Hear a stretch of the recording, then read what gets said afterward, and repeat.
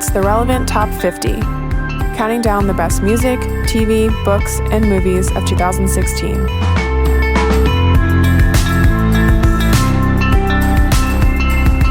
This Relevant podcast miniseries is brought to you by VideoBlocks. VideoBlocks is an affordable, subscription-based stock media site that gives you unlimited access to premium stock footage. VideoBlocks also has a sister site, AudioBlocks, that offers unlimited access to 130,000 premium music tracks, sound effects, and loops. Right now, VideoBlocks is offering our listeners a year subscription to both VideoBlocks and AudioBlocks for only $149. It's an incredible discounted deal to get both stock video and audio files for any project. Get your year subscription today for only $149 at videoblocks.com/relevant. That's videoblocks.com/relevant for this discounted offer. Now here's the show.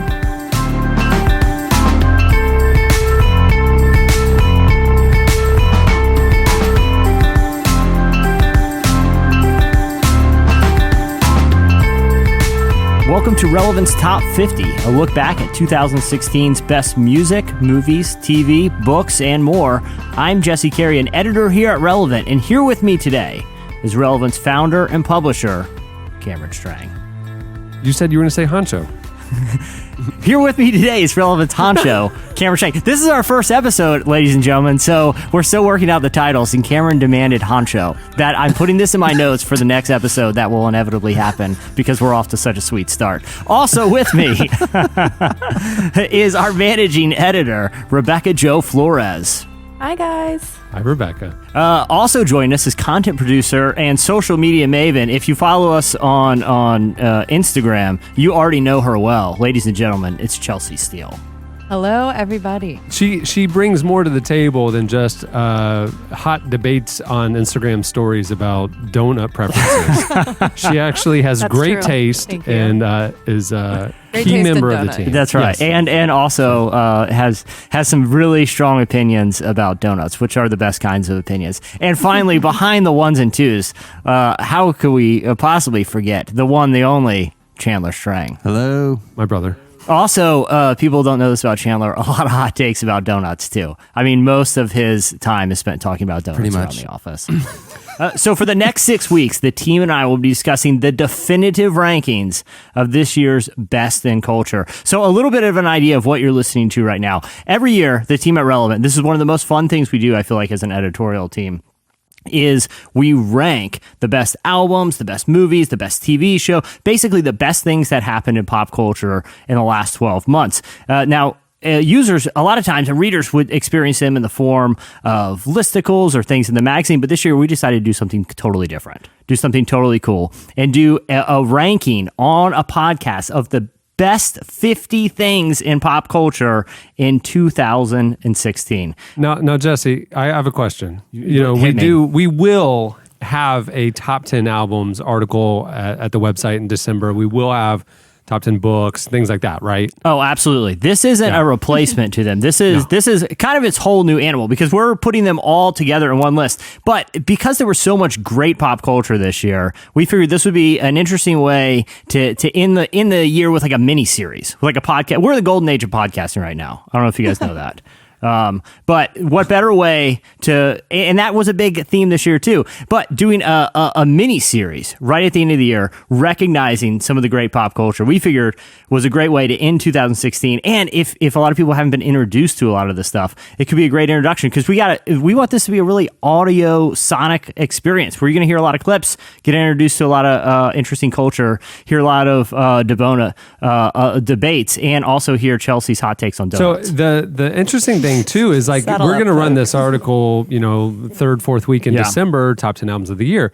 We've got 50 items over these next 6 weeks, and so probably 25-ish will be music because we cover a lot of music. So this is a way for us to kind of acknowledge and talk about some of the stuff we love this year that maybe wouldn't have made that final cut. I'm excited about this because there's a lot of good music, A lot of good stuff. Well, guys, let's jump right to it because we have 50 items we're going to hit over the next 6 weeks. So let's jump right in here. British singer-songwriter Jack Garratt may be an emerging star here in the U.S., but he's been a staple of the European radio scene for years. He first gained airplay at the age of just 20 years old. This year, his breakout album, Phase, featured his unique combination of R&B, electronica, and indie pop. Known for energetic live shows and his ability to play multiple instruments at the same time, Garratt has become one of 2016's most buzzed about artists. Coming in at number 50 is Jack Garratt's Phases.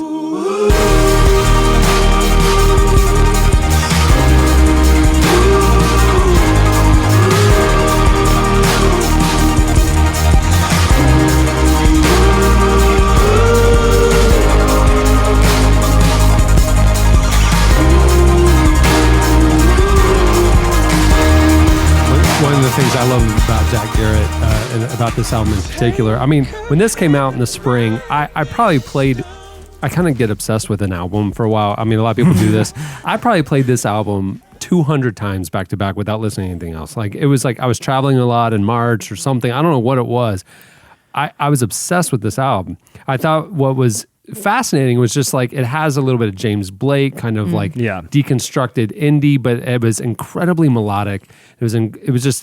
Every song just was interesting, but it wasn't like a radio breakout type of an album. It was just one of those like complete albums where like there weren't singles, there was like an album and you just like played and let it wash over you. It was really it's a great album. I love it. If the way that when I first heard this album, the way that I thought about it was like if you took James Blake and you took a Coldplay that was like 1,000 times cooler, you would get some of no, seriously, you would get some of Jack Garratt's best moments. It's like James Blake with good hooks, you know. He doesn't have hooks, but it has all those same kind of like All right, here's a clip of his song "Worry." Pick apart the pieces you left. And don't you worry about it.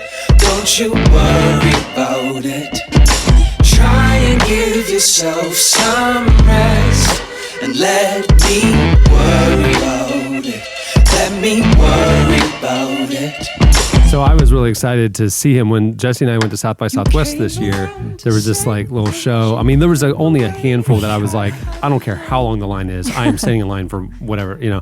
So we're staying in line for hours. I felt like for Jack. It actually already started by the time we got in. And, it was like, what do you think? 50 people back there. I mean, it was like in a backyard. If you've been to South by, it's just these venues are just bungalow houses, and it was in the backyard. And he's back there. One-man band, Dick Van Dyke style. I mean, it's like him with the keyboard, drums, a guitar strapped around him. He's got cymbals, and he's creating all of his music live. And of course, we've all seen artists loop live and things like that. But he was literally playing every note, creating every loop, and then playing it. Awesome. Like there was no just like hit the track and start, I'll play one or two instruments. Yeah. He built every song live. Wow. It was fascinating. Here's Breathe Life. Oh, won't you breathe life into these dead lungs? I keep under my coat. And keep life warm against the cold night as our bodies glow.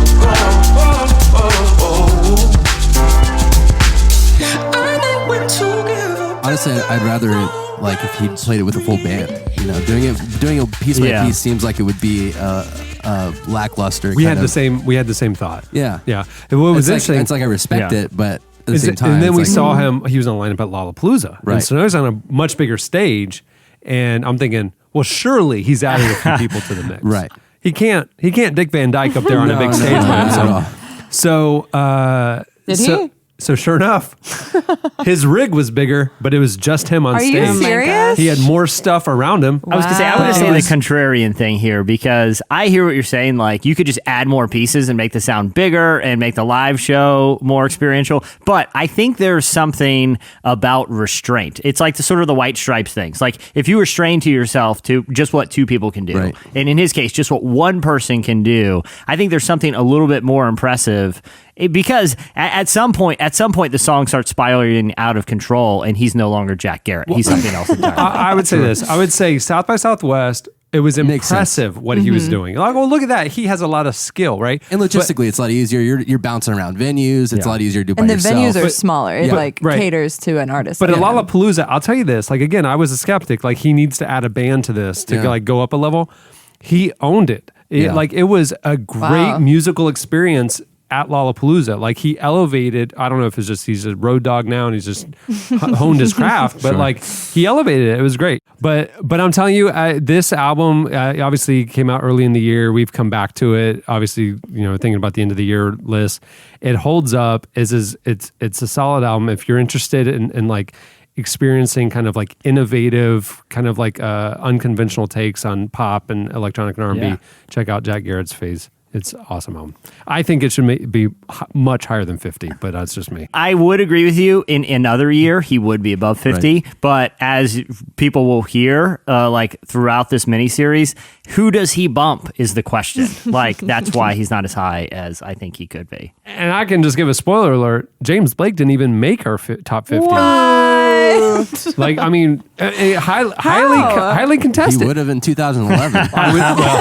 I would say this. James Blake may be a better artist at this genre, but this was not the best James Blake album that came out this year. Yeah. Okay. So we're going to punish him for this. Yeah. We expect Try again next year, James. I just feel like even guys like Jack Garrett are taking what James Blake kind of initiated and are evolving it. And like James Blake was like, okay, I've already heard this.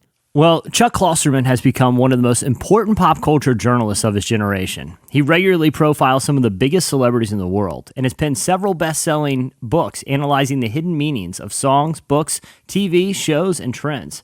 In his latest book, But What If We're Wrong?, Klosterman takes a different approach. He imagines what future generations will think of our modern times and the implications that perspective should have on art, science, politics, and contemporary culture. Chuck Klosterman was on our, what we call internally, a Mount Rushmore of people. We don't restrict it to 4, but we always use that phrase. Like, who are the people that we would really want to talk to and get in the magazine because they have really interesting things to say? And for as long as I can remember, and Cameron can back this up, Chuck Klosterman has been on that list. Yeah, no question. Coming in at number 49, the book, But What If We're Wrong? Here's a clip when we talked to Klosterman back in June. When you have a big idea, the natural human impulse is to keep having that concept confirmed. Like, the idea of confirmation bias, that if you believe something, you will unknowingly start finding information that will support this, because you're already prone to any information that does that. And talking like in the section about rock music or whatever, it's like, if somebody said to me, what artist from rock music will still be remembered in 500 years, I would still say, well, the obvious answer is the Beatles. The difference with this book is that I'm saying that since there's such a history of people being wrong about what seemed obvious, I have to sort of accept that the obvious answer is completely fallible. And if it doesn't happen, if the obvious thing doesn't happen, what's the unobvious thing that could replace it? Hey, I also have a question for you. Now that, we're not reading about the book, you're talking about the book. I have heard you yourself say Chuck Klosterman and Chuck Klosterman. Which is it? I keep going back to Klosterman, but it's actually Klosterman. It is Klosterman. I hear you deviate. You get insecure, and then you go back, and then you catch yourself. It's not insecure. It's for years. I had another editor at this magazine call him a Klosterman, and he's embedded into my head. But all that to say, it is. But that's correct. That's his name. That's the one. No, I'm sorry. He's saying See, you guys are already in my head about this thing. You're derailing it, and it's a fantastic book. Let's move on. What do you like about Klosterman? I'm a huge fan. I've read his stuff over the years. I think he's one of the pinnacle of cultural commentators and music journalists. What in particular about this book, stood out to you this year? Yeah, so it's kind of a twofold answer, because I think first, for maybe that people that aren't familiar with his work, for a little bit deeper context, for years, up really until this book, his style has sort of played along the same lines. Like, they've been essays that analyze pop culture. I mean, there's been few deviations from that. He's kind of dabbled in fiction and done a lot of magazine work. But for the most part, he's concerned with essays that are kind of anthology style, like they stand alone. And they also deal heavily just with pop culture. What caught my eye about this book, and particularly why I thought out of everything he's done, this would be a good reason that us, Relevant Magazine, need to talk to him, is because in this book, he's not just concerned about culture, he's concerned about the nature of truth. And the lens that he looks at it with is sort of this book-long thought experiment. So basically, the idea is this. So if we were to look back like 300 years, right, and whatever that generation believed about science, now we believe is bogus. And if they were to look back 300 years prior to them, they wouldn't have believed anything that generation believed about science. He also gives the example of like the book Moby Dick, right? When Moby Dick was released, it didn't sell well and was critically panned. Fast forward 150 years, and it's arguably one of the most important works of fictions of all time. So he takes a look at how will future generations view what we're doing and what we think right now, and what are we wrong about? And I think there's some really important faith implications to that, especially at a time in faith where I feel like there's a lot of scrutiny from the science community. There's a chapter in the book where he talks to Neil deGrasse Tyson, as well as Brian Greene, two kind of celebrity scientists. And Brian Greene, is he the red-haired guy who... Seth Green. Seth Green's actually in this book too, and he's got a lot of weird theories. I don't know why he included him. Maybe I got a weird copy. It was signed by Seth Green, oddly. I saw him in an airport just randomly signing books. He was removed. But he's in prison now. But even in like the science community, like proposing this idea, it calls like Neil deGrasse Tyson and Chuck Klosterman to get in an argument, which is featured in the book, because messing with people's idea of truth is a big deal. But one of the takeaways, and one of the reasons why I think people should read this book, particularly if they are people of faith, is because what it underscored is the need that all truth should be approached with humility. That no matter how secure you are in your absolute truths, is to approach them with this idea that you may be wrong. And the faith implications of that is like, if your interpretation of truth is one way, just think that there could be future generations down the road that will prove you wrong. And that doesn't mean that you should have doubt, but it does mean that you should have humility. And reading this book is a lot of fun, but it also underscores that idea in ways that I honestly hadn't thought about before. I have one question, because I agree with everything you said. I have one question. Is Chuck Klosterman's phone number in your phone right now? Give me 1 second. I believe I do. I will say this. I've never been jealous of anybody in my entire life. I'm jealous of you for having Chuck Klosterman. You know, we should call him, right? He told me after the interview months ago, if I need anything else, give him a call. So now seems like a good enough time. I have his email address too, Cameron. I've been sitting on this for a while. I thought now would be a good time to just pull it out of nowhere. But anyway, that's a book I would definitely recommend. Well, the documentary series Chef's Table spans the globe to spotlight some of the world's most talented and innovative and acclaimed culinary talents. But beyond just a cooking show, Chef's Table is a gorgeously shot series of documentaries that show the intersections of food, place, and art. It's not a series simply about eating. It's about how food connects us to a deeper meaning, interesting people in the world around us. Coming in at number 48, Chef's Table. The knock against her was that it was too beautiful. Maybe even that she was too beautiful to be taken seriously. In the context of fine dining, cooking Mexican food was never good enough. It's a tragedy. Doctors couldn't tell me that I would ever be able to taste again. How can you be a chef and not be able to taste? My father was poor. My mom was poor. My family literally was on the streets. I thought that I had to be the best chef in India. People thought I was mad. Rules. There are no rules. One of the things I'm not a foodie. But one of the things that grabbed me about Chef's Table this year, when I came across it, and I, of course, binged it like everybody does, was that these stories and the way that they're told transcend food. Yeah. I mean, it's really an issue like risk taking, creative vision, and being basically told you're crazy for chasing a vision that you have, and then finally one day, people like get it and they appreciate the genius of the thing. I mean, everything about the risk taking, the sacrifices that these visionaries take, and many lost their families, or many lost, it's just the humanity, the way that they tell these stories was just engrossing this year. Totally. I think too, often people describe themselves as storytellers. And rarely do I find that is true. Like the vehicle in which they're creating is actually something that they use to tell a story. And this was the first time I understood that about food, that chefs can use that to either tell more about their heritage or their passion or convey love to someone. There's another clip. Early on in Alinea, we had this realization that there's other disciplines that we can draw on for inspiration. We would go to art galleries and you would see these giant scale pieces of art. And I would always say, why can't we plate on that? It frustrated me that as chefs, we were limited to scale that was determined by plate manufacturers. Why not a tablecloth that we can eat off of?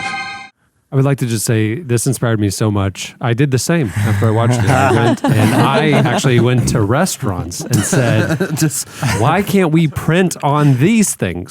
And so we're redesigning Relevant, and in the spring, it'll be printed on glass. Little ceramic plates will be shipped to your house, and you can put them on a shelf. And people also should know that the new issues are edible too. Yeah, it's like the whole magazine is scratch and sniff. Yeah. I'm very excited about it. It's innovative. Cameron, I also never think about food. I mean, I eat it all the time, but I never think about where it comes from or like what goes into it, especially like fine dining. I rarely eat at like super nice, expensive places that have chefs that think about this thing. But the one thing that I love about Chef's Table, particularly this season, it's a travel show as much as it is a food show. There are some shots in there, some scenes in there that are like breathtaking. The cinematography is my favorite one. Unbelievable on this show. But the intentionality of experience and everything about this, I mean, it hits on so many levels. The human angle, the creative visionary angle, the identity that comes from, your connection with the food you're making. Right. Even the local, it's like it helps you appreciate the creator in a big sense, like how this all works together. It's so true, because the other thing too is like when you, and not to over spiritualize, but food is a huge part of the Bible. Like every a feast is constantly a metaphor. All the way up through Jesus, from the Old Testament all the way up through Jesus. And I think... and the community that comes from that. Like when you gather around a table of good food with your loved ones or like with your family and friends, like that connection permeates everything. Mm-hmm. Well, you're probably familiar with Malcolm Gladwell from a series of best-selling books, including Outliers and Tipping Point. He's also on the cover of Relevant. But in 2016, Gladwell created one of the most downloaded podcasts on the internet. The series takes complex ideas like education reform, satire, songwriting, and distills them into enlightening audio documentaries. Coming in at number 47 is Revisionist History. The Colbert Report has actually been studied by a communications scholar named Heather Lamar, an assistant professor at Temple University in Philadelphia. She's part of a group of social scientists who've made a specialty out of studying how humor operates in popular culture. And she was drawn to the Colbert Report for the very reason that I'm talking about. That gap between what you as the audience know intellectually that he's trying to do and the way his performance feels. I have a lot of liberal friends, especially in, academia, but I also have a lot of friends and family members that are conservative. And I started noticing that they would talk about the show as if it was equally funny, but in completely opposite ways. It struck her as something worth examining in more detail. Why are my Republican friends and family members watching him every single night and finding him hilarious, but but they see him making fun of liberals. And my liberal friends love him to death. I'm just biggest fans ever, and think it's hilarious that he's making fun of people like Rush Limbaugh and Bill O'Reilly. One thing that I have loved about Malcolm Gladwell's work is his ability to find truth hiding in plain sight. And I think this podcast, Revisionist History, is a really great example of that. He can take these huge ideas that you would have never thought about before, even something complicated like a social issue like education reform, and expound on them in ways that are completely enlightening. And he's a great writer. I think a lot of people recognize that. But what he was able to do with this podcast was create a listening experience that is one of the few truly binge-worthy podcasts, other than the one you're listening to right now. Which is, it's gonna be over the course of 6 weeks, guys. So you're just gonna have to, I know you're gonna be just refreshing over and over again. But if you need binge listening in the meantime, Revisionist History should be where you go to, because it is not only like educational, but it was super entertaining and compelling. Yeah, I don't listen to many podcasts, but you wouldn't stop talking about this one, so I finally did. I downloaded a couple of episodes that felt like they wouldn't be boring. And this, the way he unpacked satire and Stephen Colbert in particular was fascinating. It is interesting unpacking the idea of what makes satire effective and what makes it funny but completely ineffective. And that's something that Malcolm Gladwell does, not just thinking about that topic, but the entire series. It gets you thinking about interesting ideas in new ways.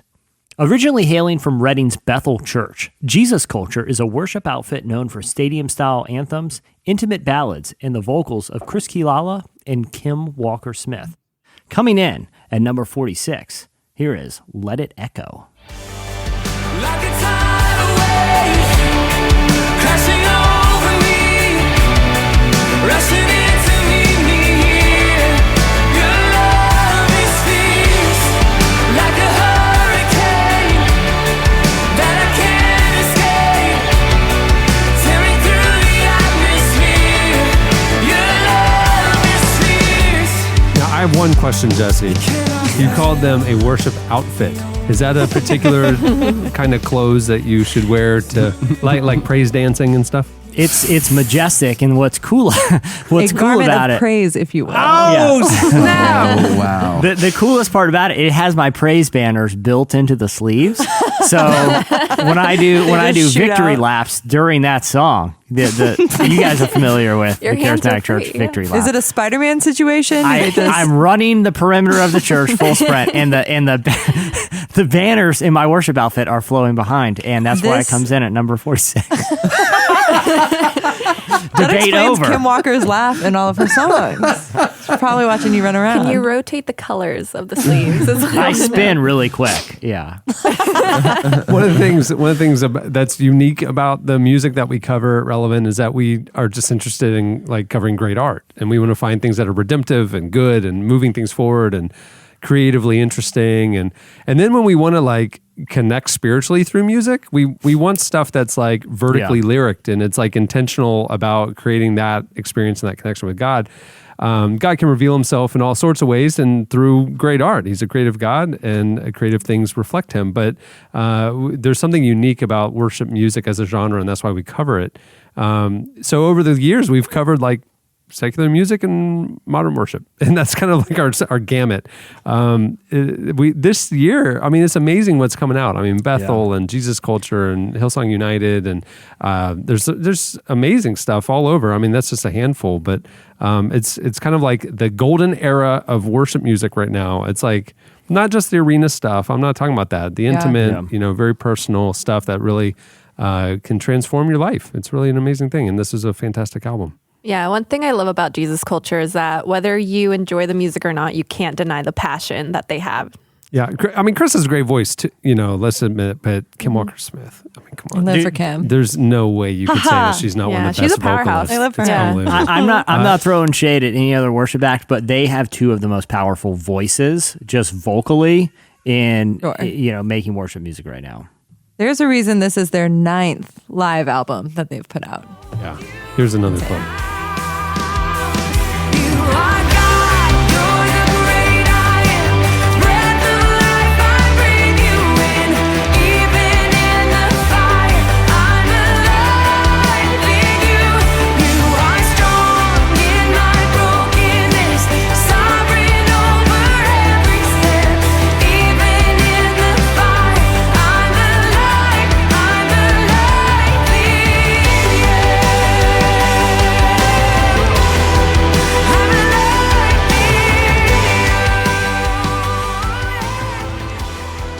After a 4-year hiatus, Bon Iver returned in 2016 with 22 A Million, an experimental collection of atmospheric instruments, sonic soundscape, and deconstructed indie rock. It was one of the most interesting and one of the most polarizing albums of the year. Coming in at number 45, 22 A Million.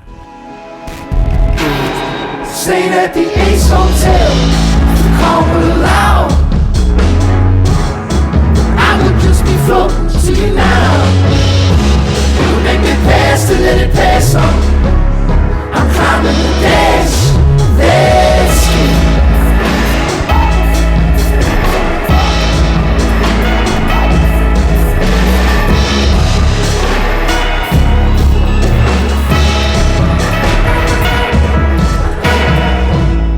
I would like to point out two things before we start the discussion. Number one, that song, 33 God, has the word God in it, so that's why we That's relevant. right. That it was almost number one. And also Jesus' year. Number two, I never got that. And number two, Jesse called Bon Iver a leader in any music. Music. So if you're an introvert, this is the sort of album that you probably listen to a lot. Yeah. It's, I want to make sure that that all our demographics are well represented. And any's, here's the things. I looked at this list. Believe it or not, 49 items people have outie belly buttons, and the whole reason for inclusion, because let's be honest, Rebecca and Chelsea, who listen, this is a weird album. Am I wrong?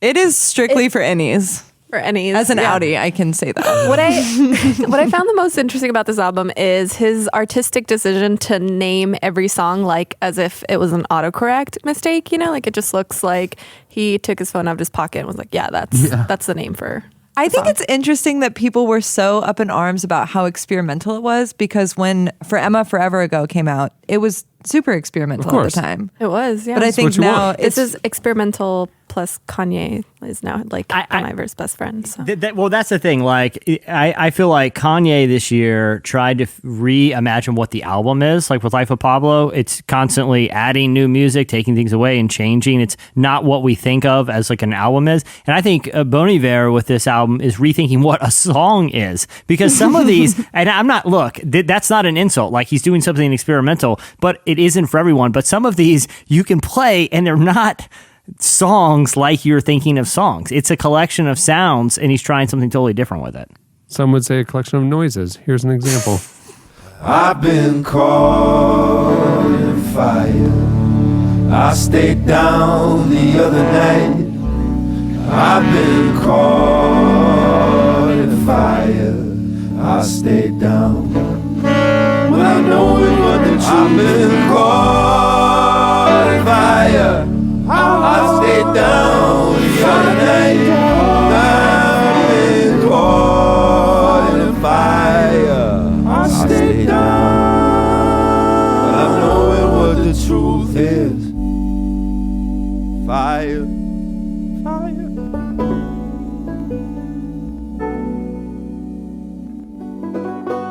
In the documentary 13th, filmmaker Ava DuVernay conducts a shocking investigation into the criminal justice system, looks at the problems that for-profit prisons have caused in America, and why the prison system needs major reform. Coming in at number 44, 13th. So you see now, suddenly there's an awakening that, perhaps we need to downsize our prison system. It's gotten too expensive. It's gotten out of hand. But the very folks who often express so much concern about the cost and the expanse of the system are often very unwilling to talk in any serious way about remedying the harm that has been done. History is not just stuff that happens by accident. We are the products of the history that our ancestors chose, if we're white. If we are black, we are products of the history that our ancestors most likely did not choose.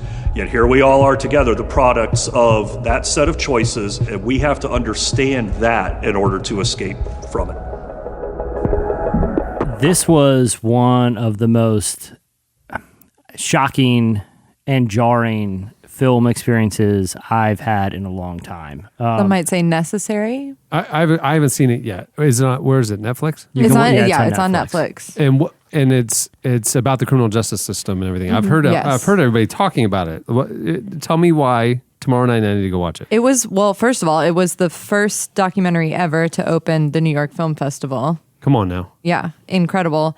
I think it's important, given the racial climate our country's in currently, to watch because it doesn't just pick up right now where we're at. This takes you on a 150-year journey of America's history and how that plays into mass incarceration today. Right. Cameron, are you familiar with the book, The New Jim Crow? The New Jim Crow. I was just going to say, I read that earlier in the year, or last year, and this sounds like it's unpacking a similar trajectory. Very similar. And that book changed my life. I mean, that was just, if you want that experience of reading The New Jim Crow condensed into an hour and a half experience, this film, it will do that. And it's based on the idea, the 13th Amendment, that there's actually like a loophole in the 13th Amendment that makes slavery illegal. And that says that if someone's incarcerated, they're still essentially subject to be enslaved. And now we have more people in prison in the United States by a huge margin than any other country in the world. And there's an economic incentive to keep it that way. It is a shocking film. If you're in the prison business, you don't want reform. You may say you do, but you don't. And there are a bunch of people out there desperately trying to make sure that prison population does not drop one person because their economic model needs that. Prison industrial complex refers to the system of mass incarceration and companies that profit from mass incarceration. That includes both operators of private prisons, which get a lot of attention, as well as a vast sea of vendors. From Securus Technologies that supplies telephone services that made $114 million in profits last year. Those calls to family and friends are costing a pretty penny in state prisons. They inflate the price that they charge the inmate and the inmate's family. For example, in Maryland, if you earn minimum wage, you'd have to work an hour and a half to afford a 10-minute phone call. Yeah, I mean, it's incredible that this documentary isn't more well-known or even more well-talked about, because just earlier this year, like last month, we had the biggest prison strike in American history, and that didn't really make it to, national news. That was taken over by other discussions in the election. But this is an extremely imperative documentary. Well, in 2016, there was no shortage of people that could read the news. But only one person had the distinction of consistently making the news almost every night. John Oliver would take on big, controversial topics, not only interjecting them with his sense of righteous indignation, but also humor. Coming in at number 43, Last Week Tonight. Let me walk you through what our screening process actually is. If you're a refugee, first, you apply through the United Nations High Commissioner for Refugees, which collects documents and performs interviews. Incidentally, less than 1% of refugees worldwide end up being recommended for resettlement. But if you're one of them, you may then be referred to the State Department to begin the vetting process. At this point, more information is collected. You'll be put through security screenings by the National Counterterrorism Centre, the FBI and the Department of Homeland Security. And if you're a Syrian refugee, you'll get an additional layer of screening called the Syria Enhanced Review, which may include a further check by a special part of Homeland Security, the USCIS Fraud Detection and National Security Directorate. And don't relax yet, because we've barely even started. Then you finally get an interview with USCIS officers, and you'll also be fingerprinted so your prints can be run through the biometric databases of the FBI, the Department of Homeland Security and the Department of Defense. And if you make it through all that, you'll then have health screenings, which, let's face it, may not go too well for you, because you may have given yourself a stroke getting through this process so far. But if everything comes back clear, you'll be enrolled in cultural orientation classes, all while your information continues to be checked recurrently against terrorist databases to make sure that no new information comes in that wasn't caught before. All of that has to happen before you get near a plane. This process typically takes 18 to 24 months once you've been referred by the UN to the United States. This is the most rigorous vetting anyone has to face before entering this country. No terrorist in their right mind would choose this path, when the visa process requires far less effort. But nevertheless, the House still voted on Thursday to add a few more steps. The House voted 289 to 137 for tougher screening procedures, requiring the FBI director to sign off on each and every refugee. He signs off? That is ridiculous. At this point, why don't we just include a pie-eating contest, a spelling bee, and an evening wear portion? I love John Oliver. I think he's great. He's one on Sunday night. Like I will admit, like it's one of the shows. Like I DVR it. Like I'm all in. Wow. I love everything about it, and I don't watch it as often as I would like to admit that I watch it. And then when I'm watching it, I'm like, I love this. This is great. But then I rarely find myself in the mood to like learn something and like be challenged and all that kind of stuff. Because you will feel convicted at some point. That's the thing. It's like he's illuminating something that I wasn't paying attention to and is off in our country, and he's creating news. I mean, it's like he thrives in that thing of like finding the like obvious. I think Jon Stewart did this too. Mm-hmm. You know, like that. It's like how is this okay? You know, and like and he brings it to the national conversation. And in a year where like the news is, you know, showing us that it loves to gravitate toward the lowest common denominator, I'm so thankful for people like John Oliver that are elevating the conversation and highlighting things that need to be highlighted. I just wish I watched it more often. I probably watch about a third of them. Well, I'll say this, though. After Jon Stewart left The Daily Show and Colbert went on to do, you know, to abandon his character that he created. There's boring interviews on CBS for the old people. Exactly.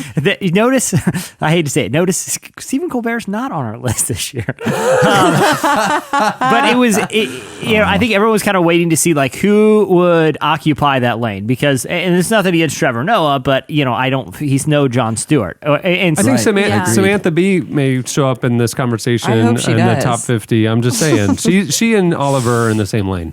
Yeah. But I think what brings Oliver apart is his ability to highlight issues that no one else is talking about. Like he's just not pointing out of, you know, hypocrisy among the elites. Samantha Bee has assumed the Jon Stewart mantle. Sure. John Oliver is a new lane. Exactly. I mean, honestly, like, and he has a British accent. I mean, everything sounds disarming. I'll say this. I never thought about the refugee crisis like that. And also, how about that cute accent he's got? I'm just saying, think about why he's saying is so receivable.